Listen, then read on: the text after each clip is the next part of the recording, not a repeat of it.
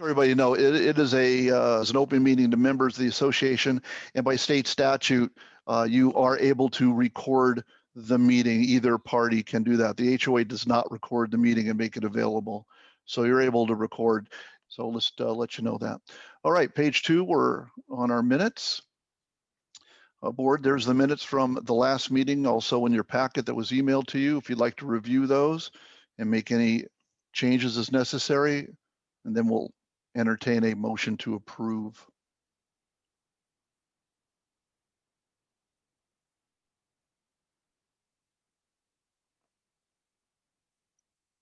I'll make a motion that we approve the minutes from March 24th.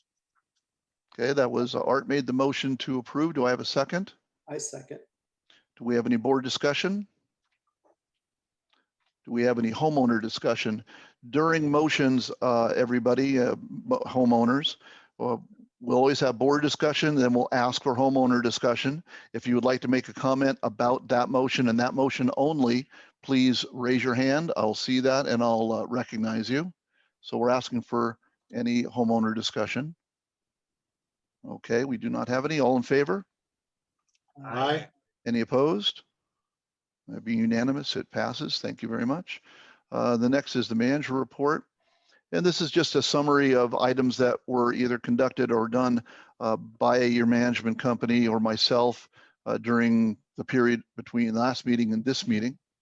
So we obtained quotes for the fence and wall repair for parcel 6. That's the gated area. We have a wall or a view fence issue there.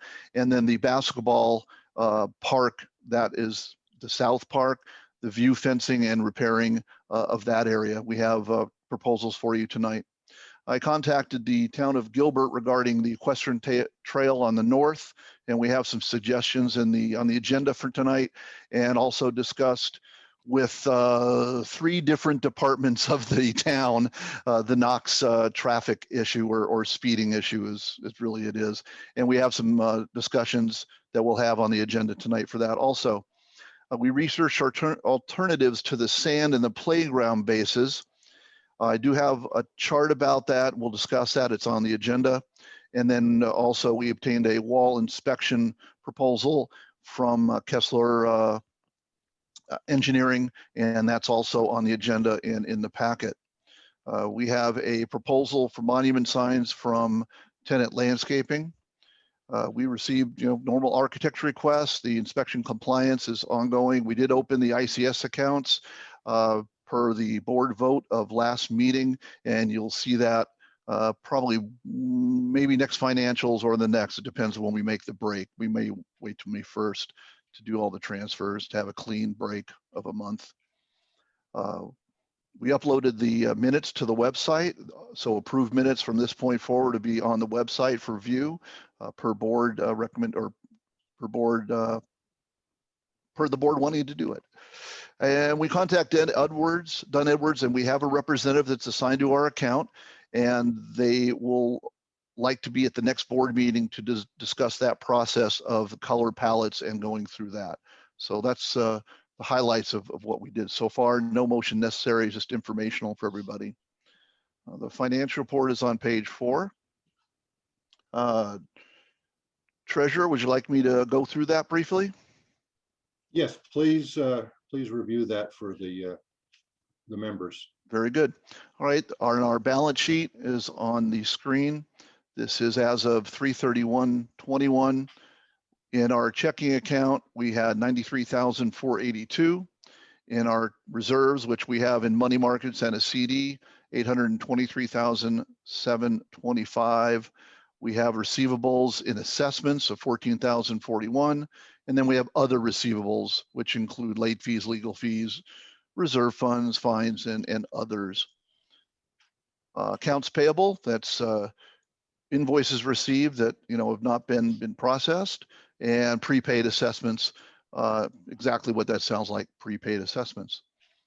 On the P&L, this is the first quarter, so the year to date is what I'd like to highlight, and we'll look at the differences, both positive and negative, from budget for the first 3 months.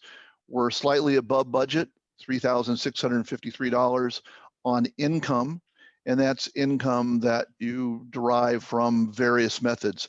The bulk of the up income was on a old collection that was not on the books as a receivable, so it shows as a other extra income. So that's a real nice plus for the HOA. It's money that you lost a long time ago and finally got paid. So that's a good thing.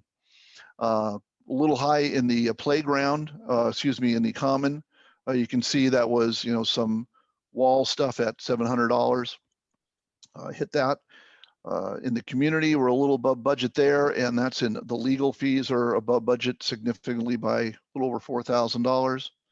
Vehicle access gates were under budget in that. We did have some vehicle access gate issues. Actually, it didn't make my management report, but if you live in parcel 6 and have the gate, we lost the database in the gate. We were able to retrieve partial and then get everybody communicated and going out there to do that. So it's working fine now. That bill won't be seen until next month.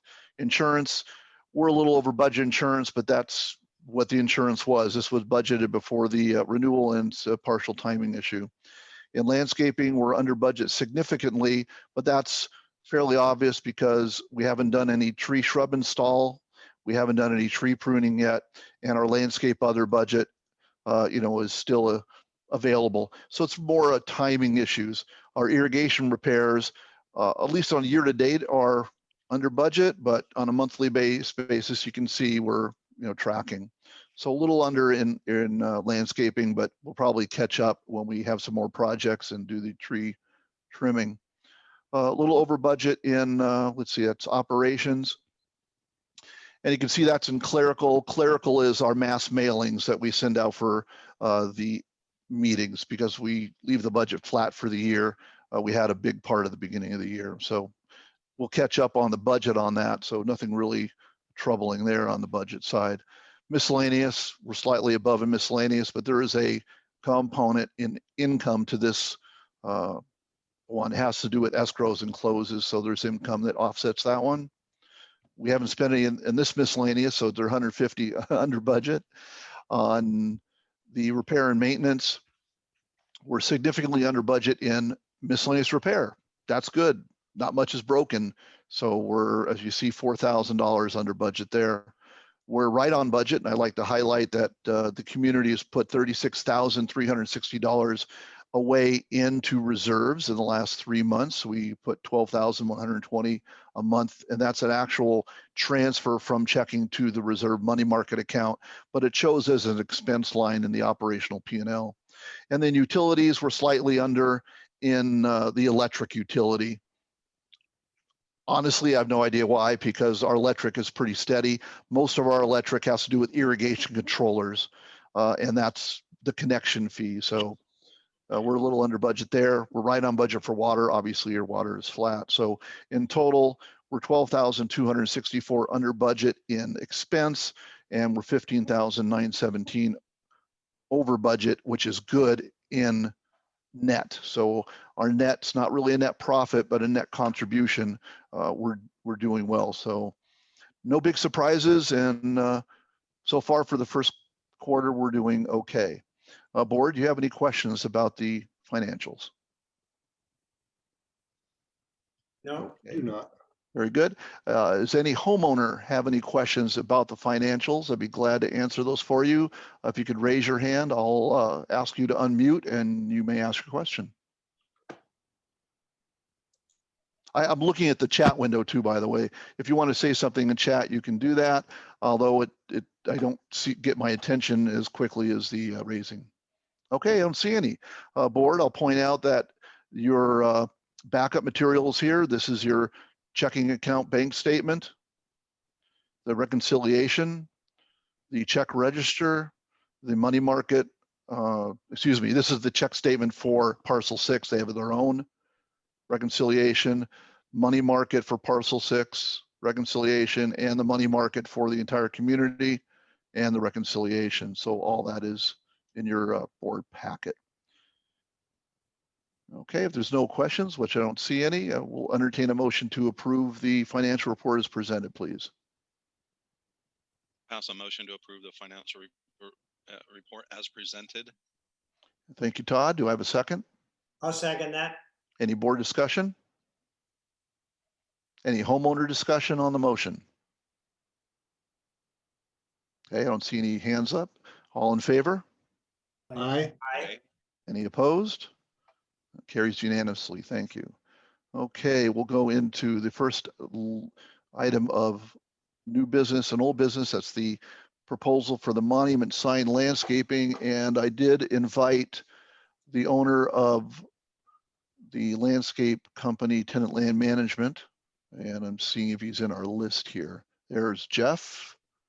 I think it's that Jeff. Maybe it's not that Jeff. It's not that Jeff. Okay. He must not, I told him 6:20, so we got through a little early. Okay, we'll come back to him when he joins. Kevin, you wanted to do a little go-kart park update, please. Yes, at our last meeting, we had, during the homeowner forum, Randy Nelson talk about the go-kart track that was going to be going in on the southwest corner of Knox and Greenfield or Santan Village Parkway. He has made progress in that, and he has a prepared statement that he will be reading during the homeowner forum. And if you're interested in getting involved, get out a pencil and piece of paper, because he will be including contact information, how anyone can join the group, and also how to contribute financially to defray the cost of the appeal and any potential attorney fees. The only thing I will say is that at the meeting, it was basically just the city meeting was just to approve the design. The lease had already been approved a long time ago, and so the group was able to successfully file an appeal to the design. But that's all I'm going to mention now, other than the fact that a couple of board members were somewhat involved, but we only represented ourselves as homeowners. We never represented Greenfield Lakes, nor did we represent the homeowner association. But hang in there for more detail from Randy later on. All right, thank you. I do see it. Jeff Burt did join us. I'm going to ask him to unmute. There you go. Can you There hear you me? go, Jeff. I can. All right, Jeff, you have the floor, and I'm putting your proposal on the screen. So if you want to discuss that with the board, please go ahead. Okay. You want me to give you a quick little update too as well on a couple Sure. of things? That'd be great. The West Horse Trail. Well, first of all, hi guys. How's everyone doing? Hope you're doing well. The horse trails, for the most part, are pretty much done. We'll be back there tomorrow to finish up the rest of the trees back on that north section of the horse trails. But we are, for the most part, pretty much done back there.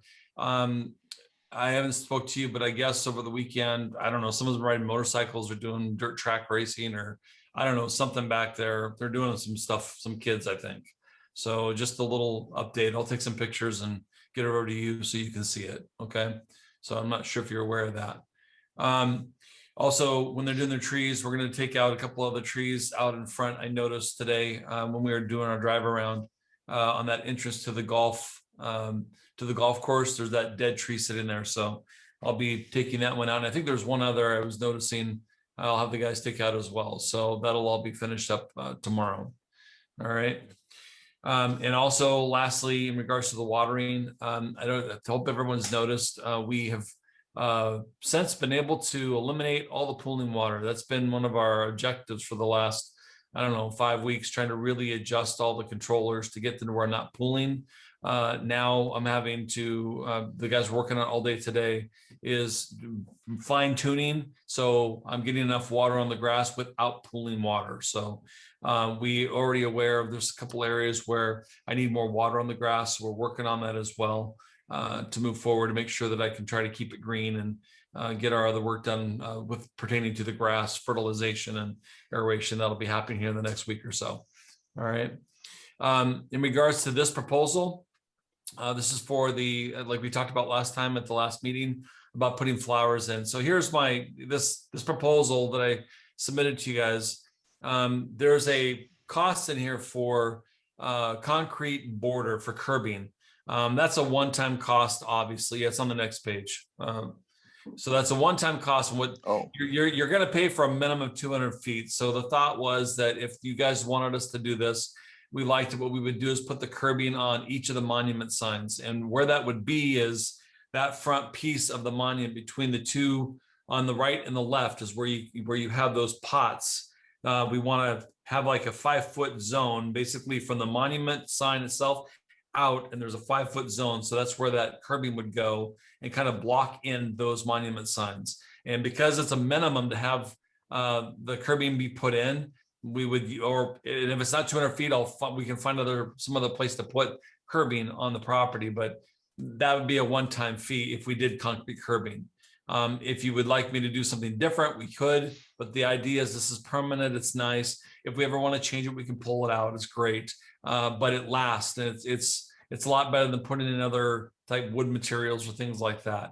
And it would make it look nice, I believe. So that was the thought. So that would be a one-time fee on that. Okay. So if you go back to the page, yeah, there you go.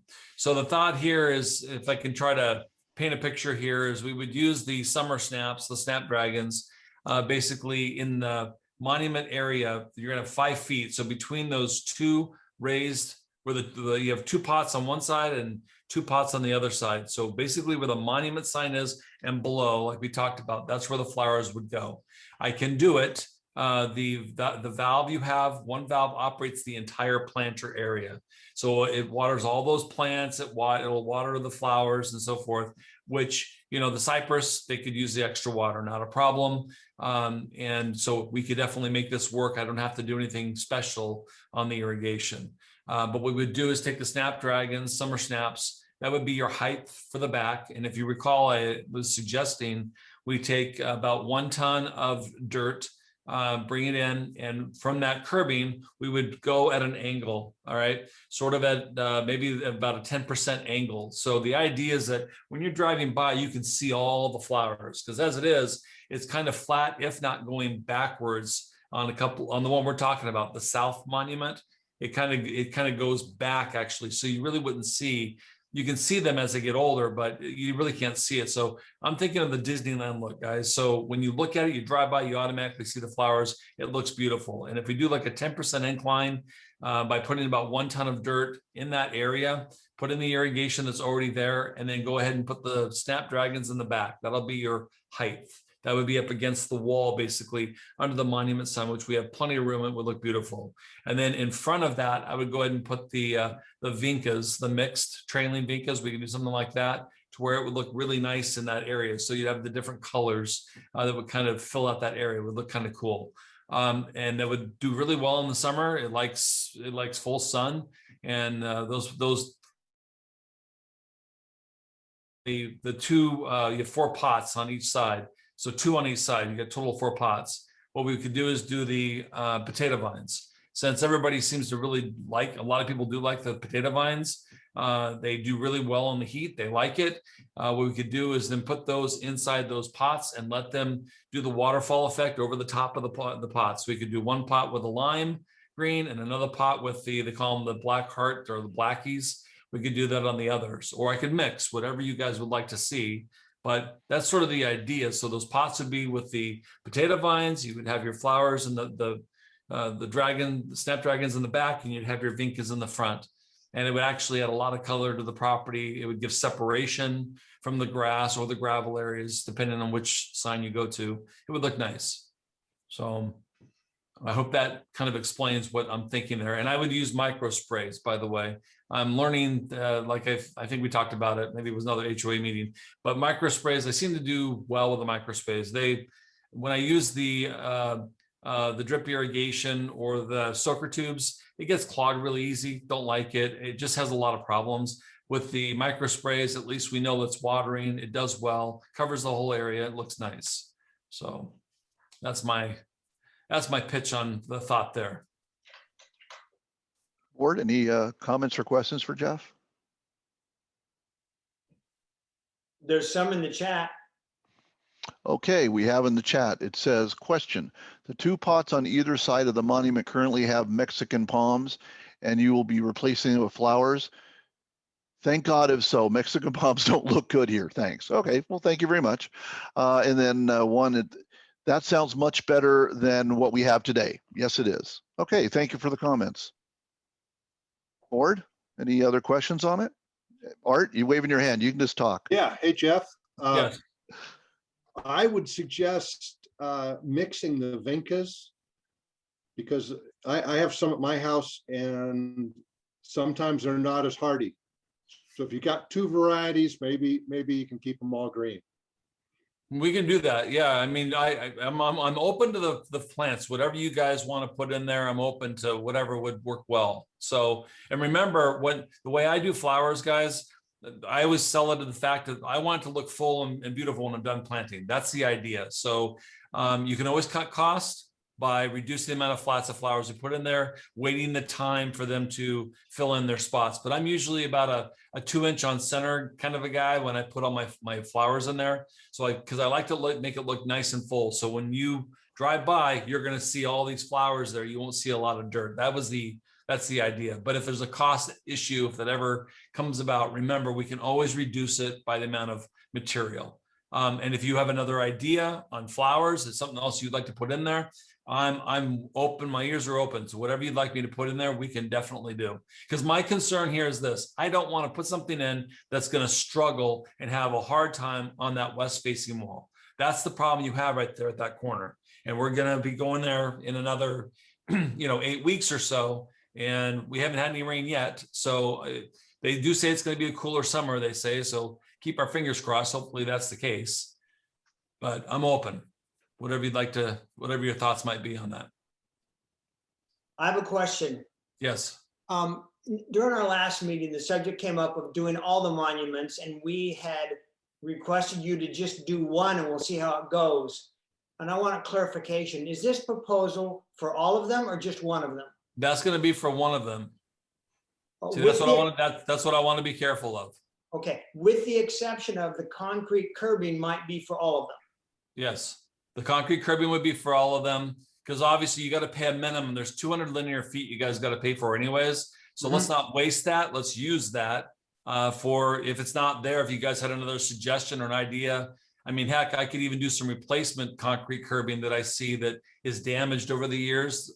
It's right there on Ray Road, or I'm sorry, on It's on Greenfield has some curbing. Greenfield Road. Yeah, Yeah. you can see it right there where you've got a big, huge stump that's grown and it's got broken curbing. I can fix that too, because we got 200 linear feet to use. I'll use it however, it doesn't matter. Yeah, the first foot's $700 and each foot after that's a penny.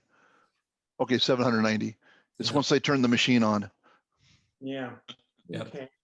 So but you wouldn't have that cost after this. So each year, obviously, you could take off, even the dirt. You're going to put in, about 1 ton of soil in there to get the dirt up. But every year you'd be putting in new soil, new mulch. So the dirt's a one time, but the mulch, remember with flowers, every time I plant flowers, I'm always replacing the mulch. I'm adding more, I'm taking some out and putting new in. That's because it gets diseased and you want to make sure you always have fresh soil for flowers. You always want to give it the right environment for it to thrive. You can't just keep planting it in the same soil.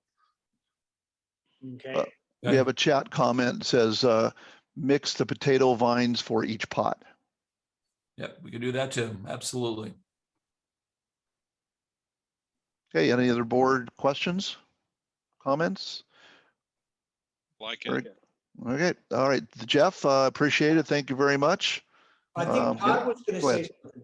Go ahead, Kevin. Todd was going to say something. Oh, I didn't know that. Todd, go on. No, I just said I like it. Todd likes it. I like it too. Okay, well, we're gonna ask Jeff to go so you can discuss it and vote on the proposal. Okay, thank you. Okay, guys, thank you. Thanks, Jeff. Have a good Thank night. you, Jeff. Thank you. I'm waiting for Jeff to, okay, Jeff is not on the, okay, board, would you like to discuss that among yourselves or make a motion so you can discuss it more? I make a motion, we discuss it. Okay, well, how about you motion to approve and then you get discussion Okay, or not approve? All right. hey, I'll approve it for discussion. If you approve the discussion and then you vote on the discussion, you still didn't approve the proposal. Can No, you let's- give a let's- Work second, with me, please? Kevin, work with me here.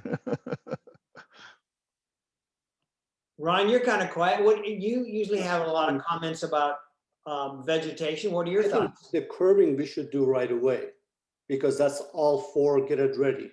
I think that's a good idea. Can you go to the next page? So There you go. so each monument would be how much?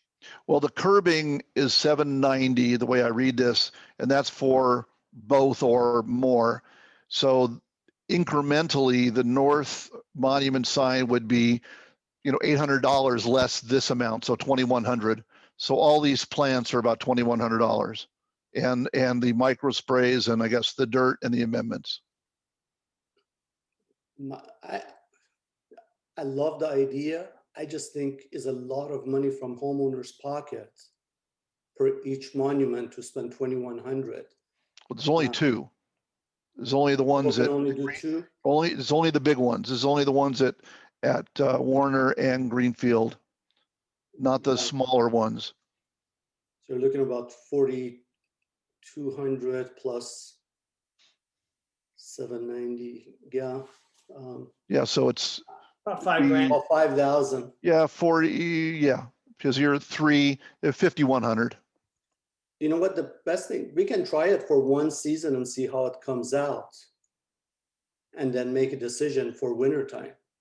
Well, this is also what you pointed out at the last meeting. Let's do one and let's see if survives or how it looks. So you do one, you're not committed to the other one. If you don't like it, you can, change it up. But Yep. they don't look very good now. Right. Plus, if you look at the those line items, there's a season. There's a spring and a summer, another spring and summer, as if this is going to take us through more than one season. Yeah, he does this every 6 months. This is a 6-month deal. Yeah. So in 6 months, you replace it. He does this plan over at Gardens Gilbert at Recker and Ray.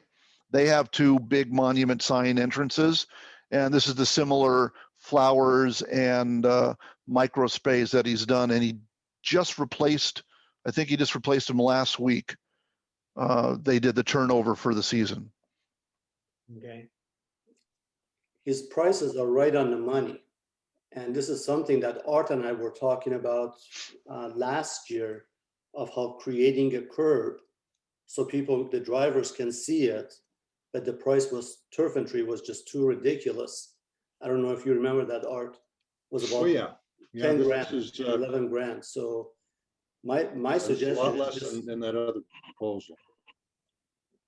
my suggestion is just go ahead and do it, and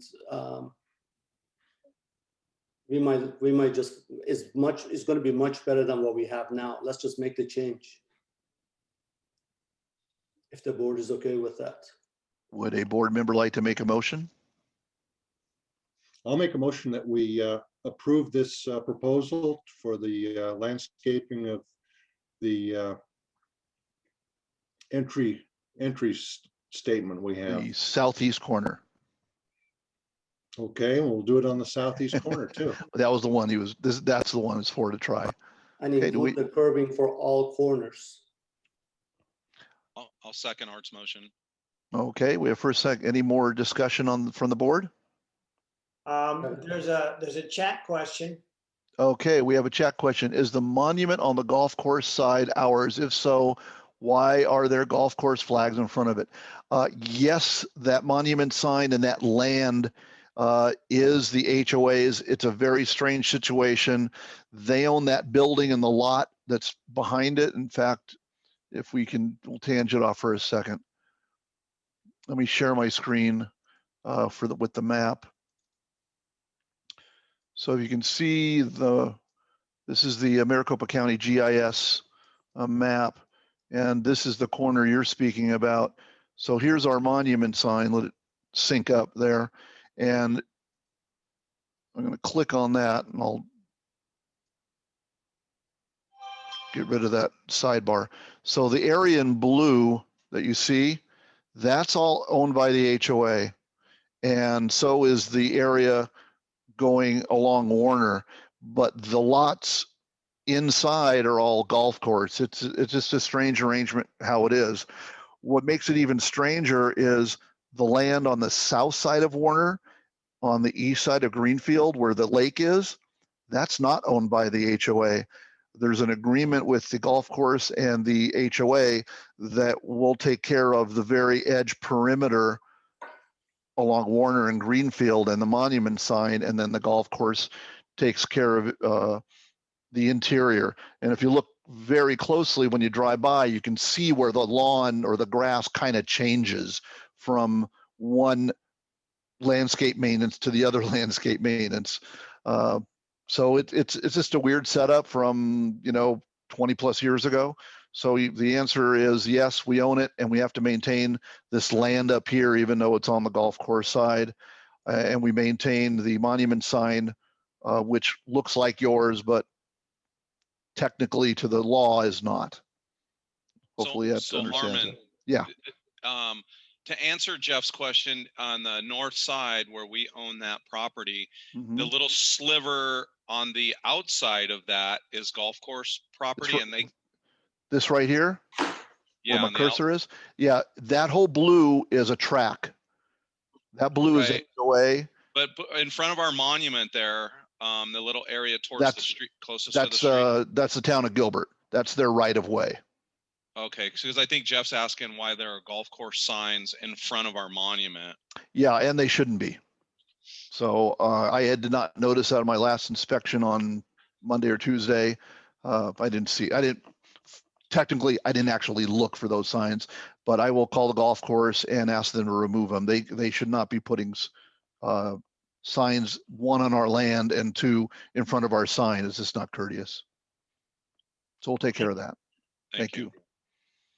Okay, I'll put back the proposal. There we go.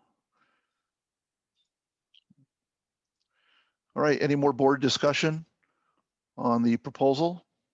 No, All right, any homeowner discussion on the proposal, either in chat or would you like to raise your hand? I'll recognize you. Okay, I see no hands raised. And thanks for the explanation. That was a chat, said thank you for the explanation. You're welcome. Thank you very much, Jeff. All right, board, all in favor? aye.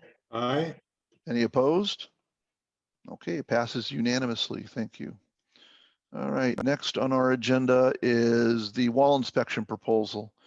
All right, we had an engineering company, and it's called Centrium Kessler Engineers, and the full proposal is in the packet. It's several pages long.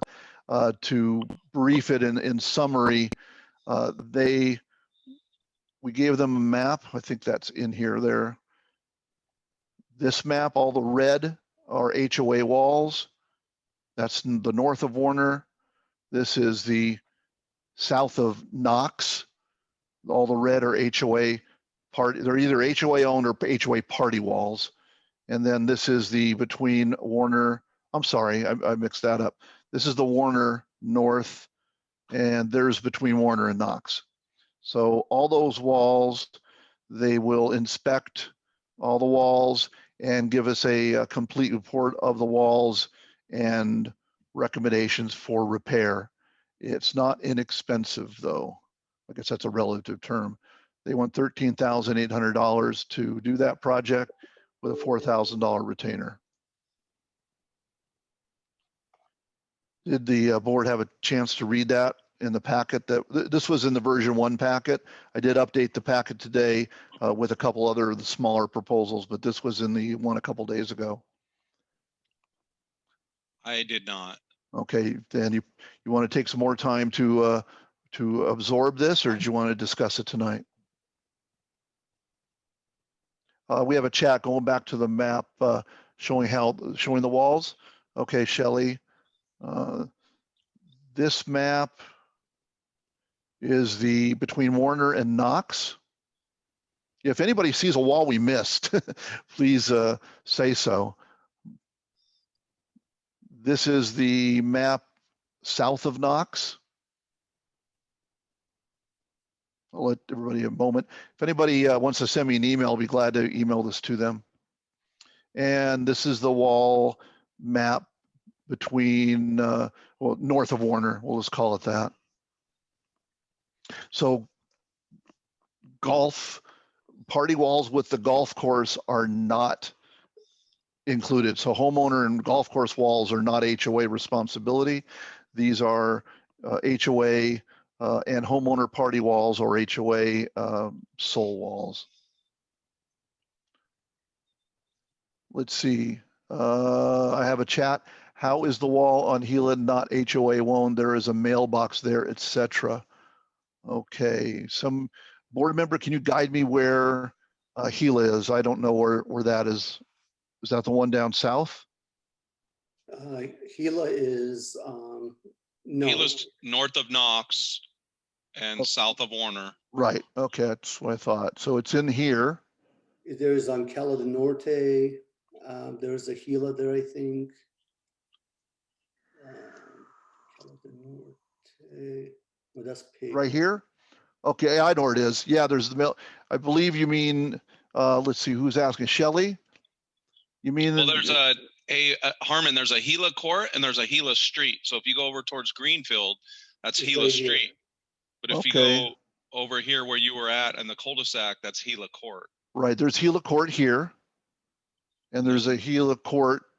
Okay, okay, I And then missed there's it. a Gila Street on, Up Uh, against Greenfield. Greenfield, yeah. If Against you go to your Greenfield. left over Oh, there, right here. there, Yeah. Okay. All right, is so the Gila Street. these two little walls right here. Okay, let's look at Gila Street on the big map then. Gila and Portland, what she's saying. Sure. So yeah, that's right where your cursor was over there. Yep, I'm gonna there- pull it up. There is a mailbox there.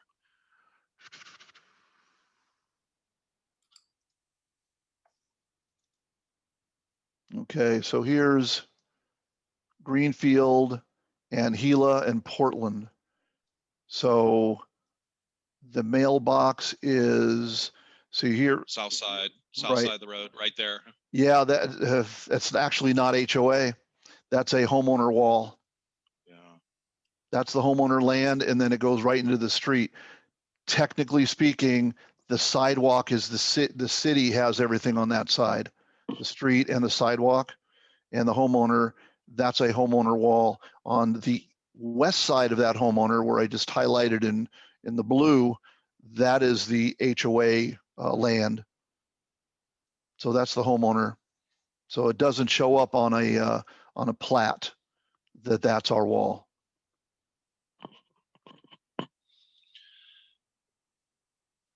Let's We have a see. question from someone with a funny name, no block wall needed. I'll read the question.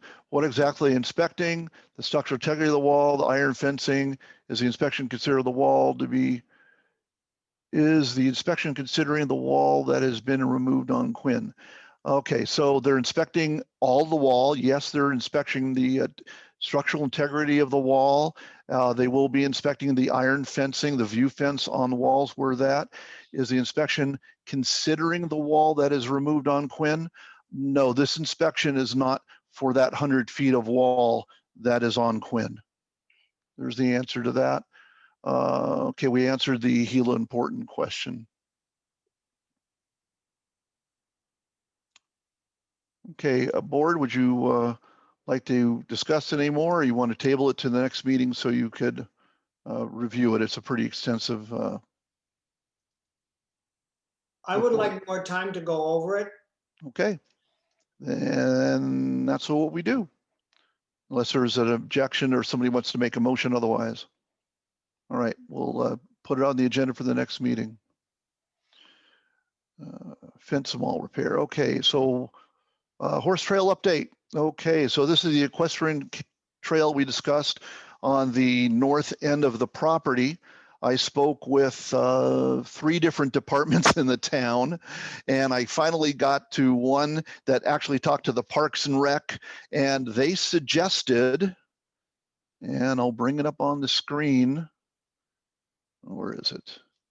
It's down here somewhere. They suggested this type of a gate that would go across where our land starts. And it's a gate where horses, it's made for horse trails, and horses can step over it, but motorized vehicles obviously would have a difficult time getting past that. They said they would approve it. The city does have some jurisdiction over the trail system, even though it's our land. They have some easement, or actually I think it's a right of way on the trail system. And they would say it would take an administrative, some administrative ruling or agreement from them, but they said they would. The person I spoke with in the trail system, Parks and Rec, said they would approve it, and that's what they emailed me, that they suggested this. Hey, Harmon, if the problem here is dirt bikes riding on that, I don't think that that step over gate is going to stop a dirt bike unless that step is, over a foot. I think high. it is. I think the step, there were various pictures that they sent me, but I Okay. think that step is, I bet you the step's like 2 feet, maybe 2 feet high. Horses can go over that very easily, maybe even a little higher than 2 feet. I'm not exactly sure. Harmon, how does this work? 17 foot of that wall, from the wall to 17 feet is ours. The other 17 belongs Or to, correct. I believe, Miller. Right. We Robert. would have to get a agreement with the northern landowner to do this. Whether they put in a gate, we put in a gate, we put in partial fence with a gate, but they would have to agree to it, and hopefully they would split the cost if they feel it's a problem.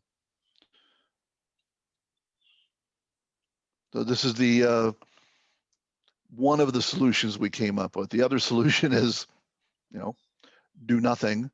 We can't put barricades up. We can't just put walls up that inhibit, and anything that allows, the width of a motorcycle is the width of a horse. And this allows emergency vehicles to get through also. So that's why the city said this was what they would like if we did anything. Something like that cost. That's the next step. If you guys want to pursue it, then I'll go out and get some cost factors. I have no idea. More than 1,000 and under 5. That would be my guess. Because there's only one homeowner that actually has horses, and out of the 9 spots. And Yeah, is this just for one homeowner that's having the issue? well, there are other homeowners that are getting a lot of dust in their yard, and bikers shouldn't be going there. But maybe Harmon, maybe you can talk to the homeowner. I can. Just to be clear, we've been using the map. That seems to be worked pretty well. We're talking about this right here. Let me close that so it's bigger. Yep. So that's the entire Rawhide. Yeah. entire stretch, and we're talking at the very east end is where that gate would be, at least you would think where it'd be. And the homeowner you're speaking of, or the lot, is this lot right here. That is the only lot that currently has horses. All these lots on the north side of Rawhide, excuse me, are equestrian lots, and the word I'm looking for is zoned that they can have horses.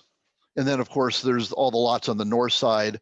Those homes are all zoned for horses, and a few lots have them. Yeah, if you can talk to the homeowner and we can discuss it at the next meeting. All right, I'll see what the homeowner thinks about it, and then we'll bring that answer back. But this is what you asked us I to. can talk to 2 other homeowners over there and see what they say, because they complain about the dust. If a motorcyclist falls on our land, are we liable? Anybody can sue anybody, and it is our land, and you know, trip and fall incidents happen, and we have liability insurance. So take that as you like.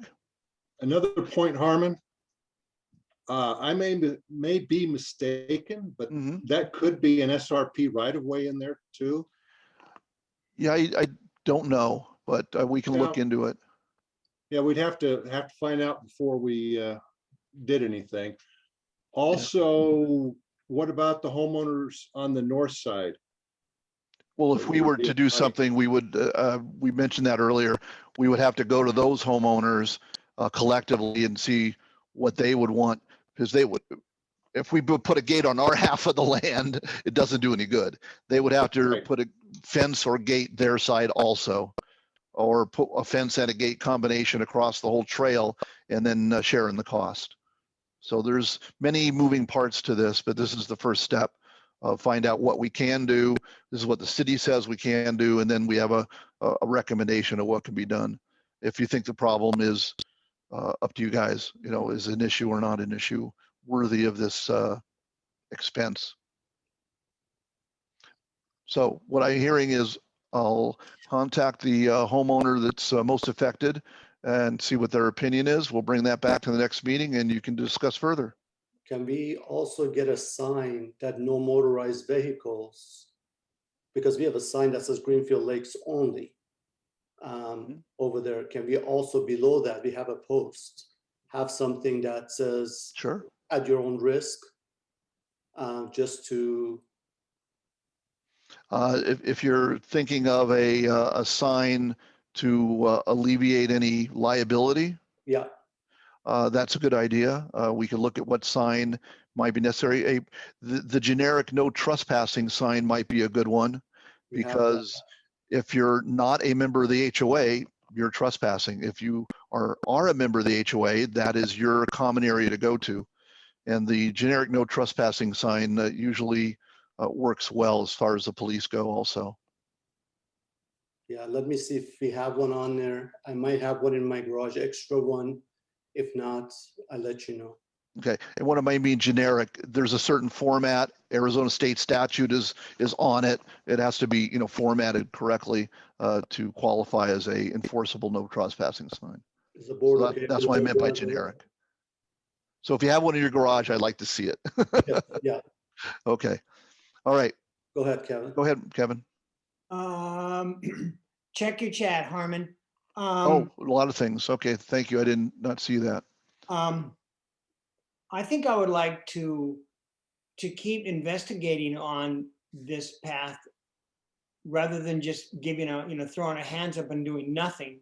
I don't know if this is the ultimate solution, but I'd like to keep trying to solve it. Okay, Uh, what would you like me to investigate or research next time that I can bring back? I would say contact the HOA for the homeowners on the north side and see if they have an interest in it and if they're willing to split the cost with us on the final answer, or are we totally on our own? Okay, we will do that. They may even have some suggestions, or they might even tell us what they tried and didn't work, so we know not to go there. Okay, we did have some comments here. Several people said it's 12 to 16 inches is the step for the horse step. Thank you very much. I did not know that. I don't know if 12 to 16 inches is a big enough deterrent for a dirt bike or not. Certainly, you're not going to get a quad through there or a side-by-side or a car. I could get over it. All right. So dirt bikes probably can. Let's see. We have another comment.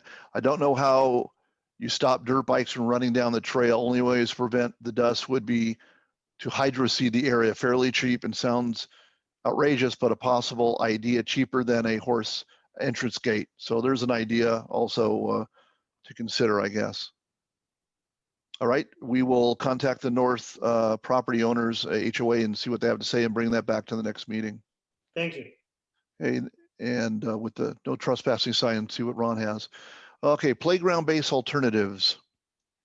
We had a little research. We did a chart. It's a little busy of a chart, but I put that in the packet for you. Basically, there's two what is seen as good alternatives. You called it the crushed tires. They call it rubber mulch, and they also recommend engineered wood fiber.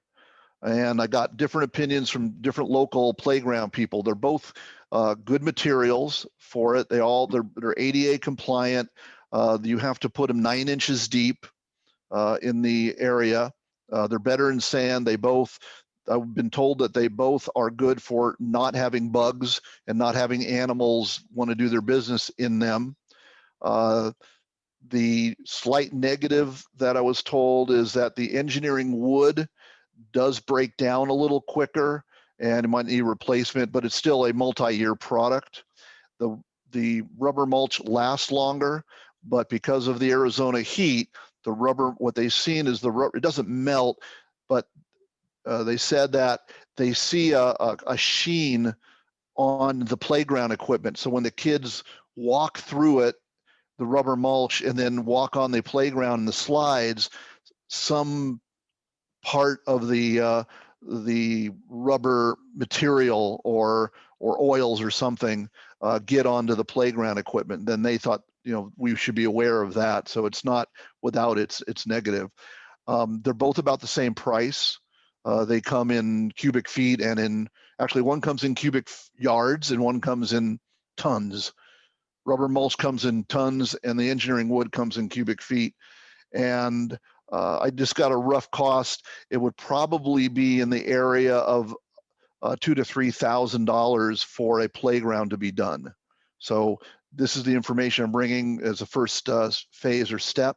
If you would like to pursue one or the other or both and get some hard quotes and maybe even have the playground lady that does this talk at the meeting, we can arrange that.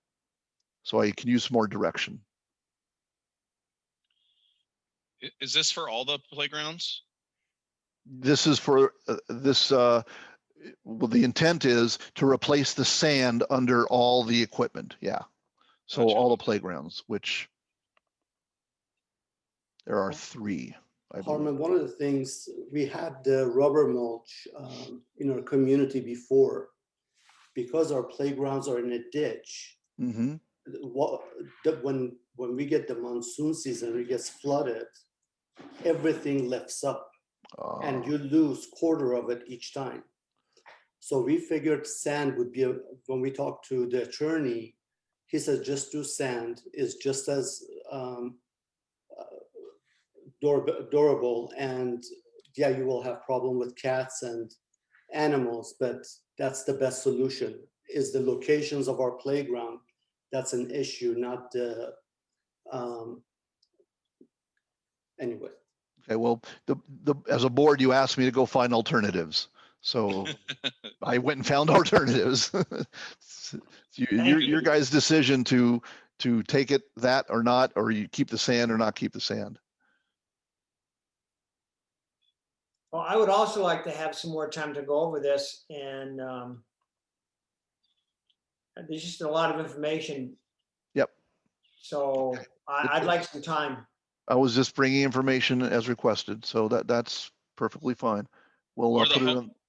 Refresh my memory, Harmon. Was it just one homeowner, or was it the majority of homeowners were asking about this? No, this was brought up by, I'd say probably 2 or 3. I think one wanted additional swing and extensions, and then a couple brought up about the sand and looking at the rubberized mulch. And then you had a discussion at the last meeting regarding that. And so we went off and did a little research for you. Gotcha. Thank you. Mm-hmm. All right. The Knox Road. All right. I spoke with traffic engineering about Knox Road and research what we can do.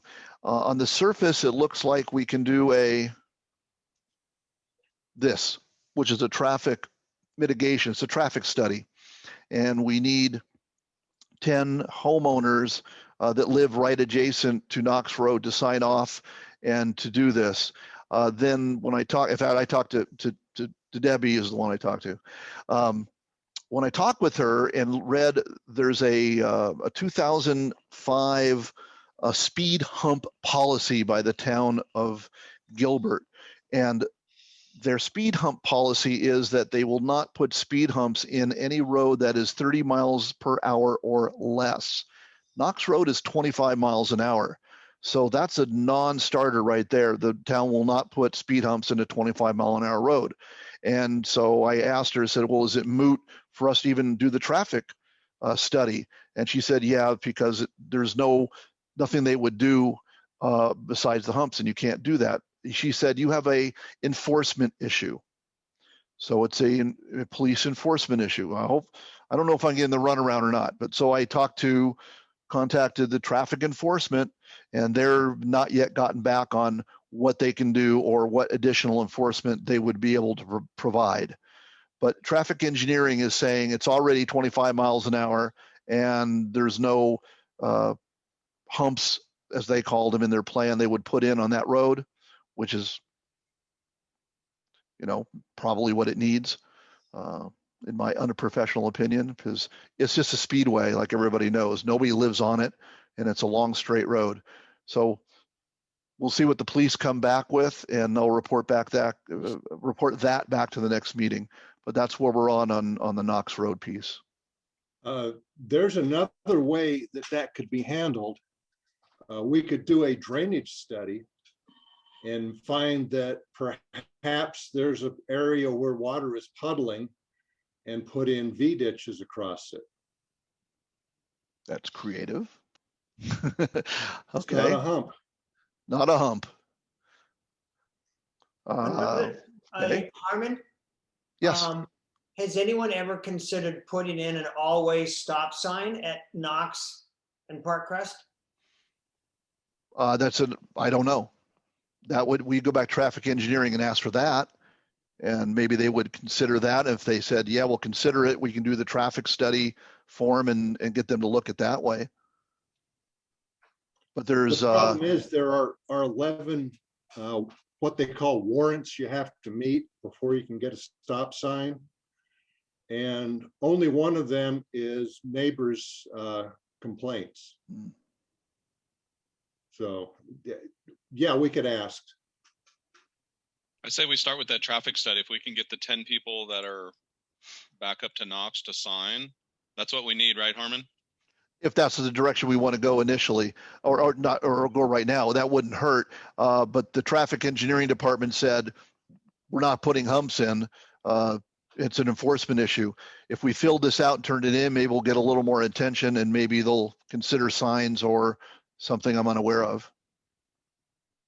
Well, if we did get measured speeds out there, it could help the Gilbert Police Department to send somebody out once in a while.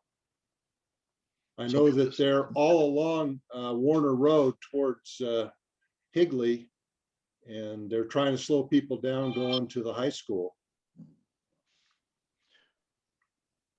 Yeah, I don't see the harm in doing the study for traffic mitigation. Okay, we can certainly ask the homeowners right around that area. Well, I have emails segmented by addresses, so we know who's south of Knox, north of Knox, and we can email that group of homeowners specifically asking them if they would be willing to sign it, and I could try that for the next 2 weeks and report back to you guys. Yes, please. Okay, that's what we will do. Going all the way back to the beginning. So I put this on the agenda. The design guidelines, or otherwise called architectural guidelines, are dated, and I'm just planting a seed here that I would like the board to consider updating those architectural guidelines. And you've had discussions over the last couple of meetings about gazebos and sheds and architectural requests, and I think we can address those in the guidelines to make it smoother going forward. So if it's okay with the board, I don't really need a motion. I just wanted to plant the seed, and if that is okay, I will bring more details to the next meeting for discussion. It's okay with me. Yes. Sounds good. Yeah, sounds like a good idea. We did this a year and a half ago, and it was never acted upon. Yeah, I don't have any notes from then. I believe it's 2005 or so is the version of the guidelines we have. Right. Well, I have a copy of what we came up with, but Could you email that to me, I please? believe it was not acted upon because it didn't have very much to do with the guidelines as much as it had to do with other issues. Okay, I appreciate it if I can get a copy of that. At least just give us some what you did or what you were thinking of at the time. Yeah, I got it. Thank you, Art. We have some discussion in the chat, Harmon. Okay, thanks for pointing that out. All right. Did you look into rubber servicing its place as a liquid barrier and turn solid? Yes, that is one of the barriers. It's actually like a rubber mat, and they do pour that. It tends to be fairly expensive, what I was told, and the same kind of sheening, but that is still an option. It was the lower of the other two options. So thanks for bringing that up. One says, can we do anything for speeding and racing down Greenfield between Knox and Warner? Well, that's the big road. We were concentrating on Knox because we had several complaints about Knox, and that's right between our community. So we looked at that. More, the squeaky wheel gets the grease. If more people complain to traffic and to the city about speeding in Greenfield, they'll pay more attention to it also. That's probably the comment I would make. And then we see, can we perform a Quinn Road traffic study as it is a currently 40-mile-per-hour racetrack? That would be up to the board. Let's try Knox, and if the board wants to go after other streets, we can do that. Or if you want to go in parallel, what do you think about board? We can put that on the agenda for the next meeting if you want to consider that. Let's see how Knox goes, I would say. All right, we'll keep that in on the back burner, but that's a good idea because we can pick up the next few streets that maybe would be good to look at. All right, we have our homeowners forum is the last item on our agenda. So if a homeowner would like to make a comment, suggest a agenda item for the next meeting, I'll be glad to let you speak. If you would raise your hand, I'll recognize you, but I'll ask you to unmute, and then you unmute yourself. Is Would Randy anybody- Nelson online? Or I'll just say it in chat if you want to say something. Harmon, is Randy Nelson online? Let's see. Yes, he is. He's waving his hand. Oh, there he is. Okay, Randy, I'm going to unmute you. Go ahead. There you go, Randy. Very good. Yes, wanted to update you on our situation. Excuse me just a second. Our situation with the Santan Adventure Park.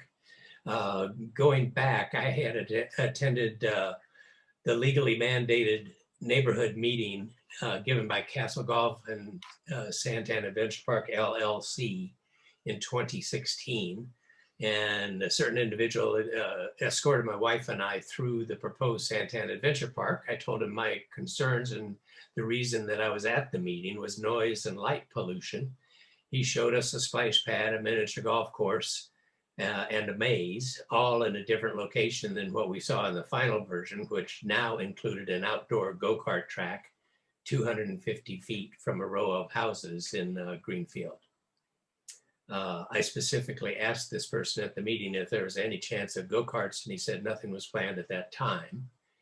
What we have since learned is that there were 34, what turned up in the lease were 34 possible uses for the park. That in retrospect, the 3 that we were presented were the 3 quietest, and what happened were the 3 loudest. The town council, I'm old. So I read every newspaper, and I actually follow the planning commission's agendas just because I'm nosy. I want to know what's going on. Between that neighborhood meeting in 2016 and a lease signing in 2017, I never saw another blurb about this operation. And it was signed as if I don't know enough about leases for this sort of thing, but it was as if the Castle Golf had written the lease because it's so specific as to what they're allowed to do without any further approval. They're pre-approved for all those 34. And they range from, like I say, a maze, bumper boats, bumper cars, all sorts of family fun center things. Anyway, I specifically asked this person if there's a chance go-karts, and no.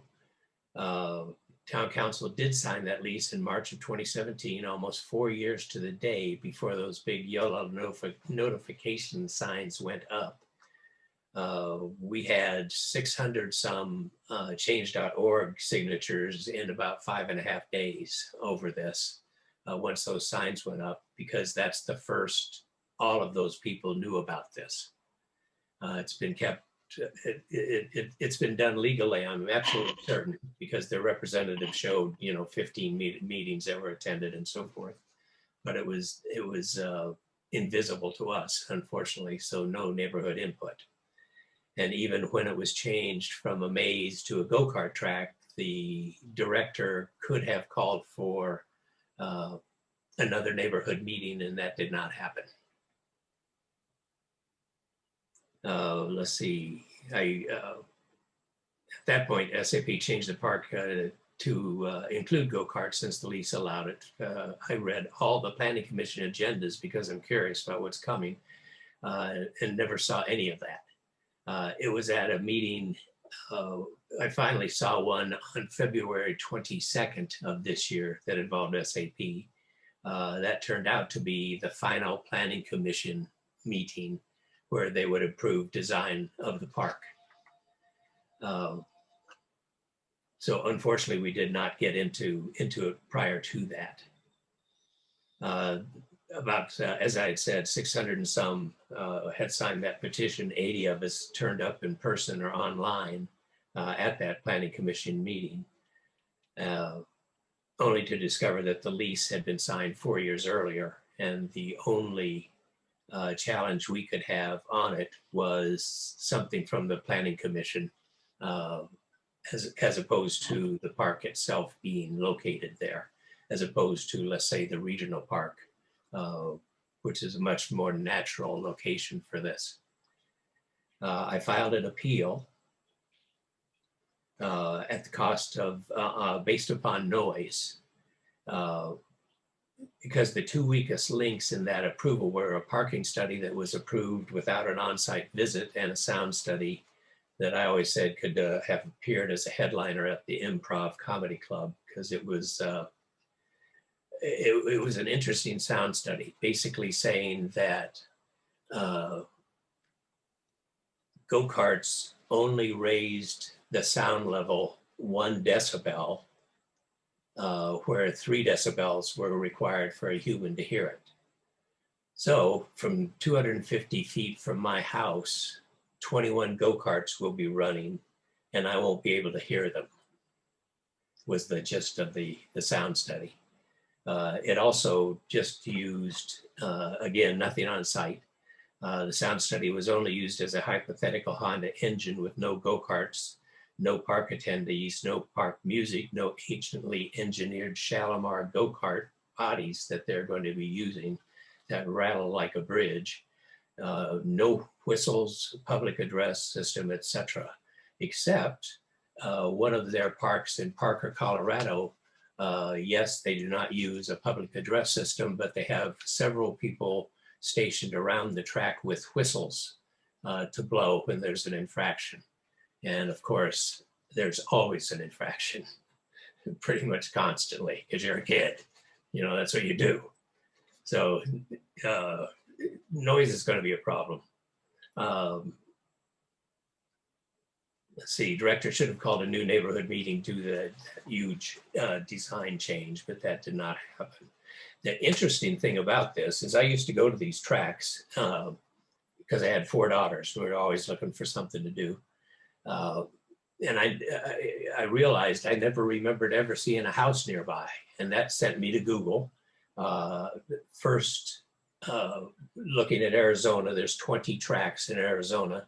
0 are near housing of any kind. The ones that are close to housing are inside.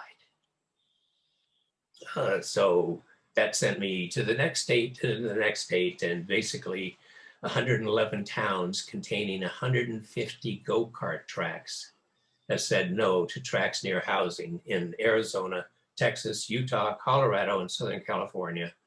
Gilbert is the first one to ever say yes. And why did that happen? Anyway, this appeal, the council has 60 days, or a deadline of 6/18/2021 to respond, but they'll respond sooner than that. They've already given me 3 optional dates, assuming legal is looking at it right now. They can do 3 things: uphold the Planning Commission's approval of the amusement park's design, modify the approval and request updates to the amusement park's design, reverse the Planning Commission's approval of the project. We want them to cancel the contract, overturn the lease altogether, based upon the way it was done, but I don't know if we have a chance of that. But the appeal is going to give us time. We think we have located legal representation at a somewhat affordable price, because we'd like to know the derivation of this project. You know, whose idea was this? When 111 other towns say no, who decided this would be a good idea for us? You know, next to housing like that. But anyway, that's where it stands. I will get notified at the next step. As I say, right now it's in their legal department, being checked on whatever they check on. And then it goes to the next stop, and a date is set for the town council to hear our case. Hey, Randy, Uh-huh. Randy, can you enter into the chat a way for people to contact you to join up and possibly, you know, help with the message and then also help financially? Absolutely. I will do just that. But that's basically where we stand. So basically waiting to be notified of the next meeting. Thank you. Thank you, Randy. Thank you. Okay, I didn't see any other hands raised, and I'll look at the chat. Thanks for pointing out the chat. Heads up, my question while okay, Randy, why don't you go ahead and put your information there now, Randy? We won't end the meeting until you're done. And Harmon, there's a question in the chat. I thought we covered all the. It's about Okay, the I wall, see the it. I see it. status. All right. Yeah, I looked at the traffic study. I thought it was about that. Question. You probably have answered in the past meetings.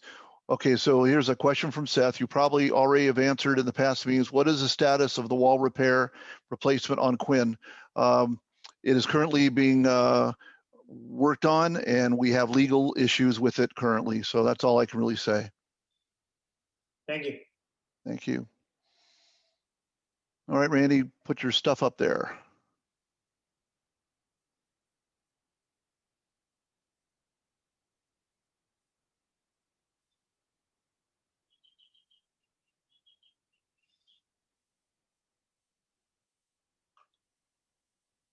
And then we have a chat. I'll read this too. For those of us that want the recreational park for our kids, what is the percentage of those for it? Randy, do you have any concept or idea of homeowners that are for it? I'm going to unmute you again, Randy. Go ahead. No, I do not. Okay.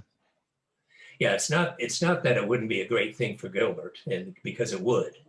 The whole issue is that putting an outdoor go-kart track next to housing has never happened. There's one instance back in 1959 in California, and that's the closest thing. a go-kart track and a housing subdivision were built the same year at 1959. With both of them were butting up against the Pomona Freeway. So I mean, nothing compared to our situation at all. So it's not that that we don't want a park. We don't want a go-kart track 250 feet from my back bedroom window. Because at that rate and 21 gas-powered go-karts, you know, they're going to set my the hours that I sleep. You know, the impact on the quality of life of that whole row of houses is going to be just terrific. And that's why 111 other cities haven't done it. Thank you, Randy. Yeah, So address that. please. You know, I see some chats, and I see some people who might want the adventure park. And I think that a good compromise would be to put the go-kart track inside a building. And then it would be there for the people who want to use it, but it wouldn't be noisy for the people who are trying to live next to it. And that certainly is one of the options that the city has at their disposal, to just put it in a building. Okay, we have other chats. I'm not going to read all these chats, but they're saying you could go electric, but without carts. Looks like Main Event might be doing the same thing. Carts in a building would be great. They won't hold up in the heat if you do carts outside. So thank you for all your comments. With that, board, we'll entertain a motion to adjourn this meeting and go into executive session. Go ahead. I see you, Kevin. Go ahead.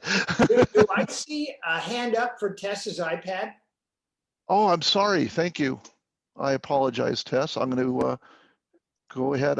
You are now asked to unmute, Tess. You can unmute yourself. And I thank you. I just want to thank Randy for all the work he did. I know he spent a lot of time collecting all this information, and I was surprised to read about this in the paper last week, of all the things that were included in this lease, the things that they could do, why they would pick go-karts, and nothing was mentioned about this until the last minute. I think it was kind of sneaky the way they did this. So I have nothing against the adventure park, but go-karts is just, they have to either, as you said, either put a building there or maybe change it to all the other things that they would have available to them under the lease. So, but thank you, Randy. You did a lot of work. You are appreciated. All right. Thank you very much for your comment. Okay, how about now, Kevin? I don't see anybody else's hand up. I think I'm done. All right, how about a motion to adjourn the open meeting, and we're going to convene an executive session. You see on the agenda per ARS 33-1804, paragraph A1, 2, 3, and 5. As we have to say that. I make a motion that we adjourn. Thank you, Art. Do I have a second? I second. Any board discussion? Any homeowner discussion? I'll look for hands and chats. Okay, all in favor? Aye. Aye. Any opposed? All right, thank you very much, board. Thank you very much, homeowners. I'm going to ask you all to depart so we can have the executive session. Everybody have a good evening. Bye-bye.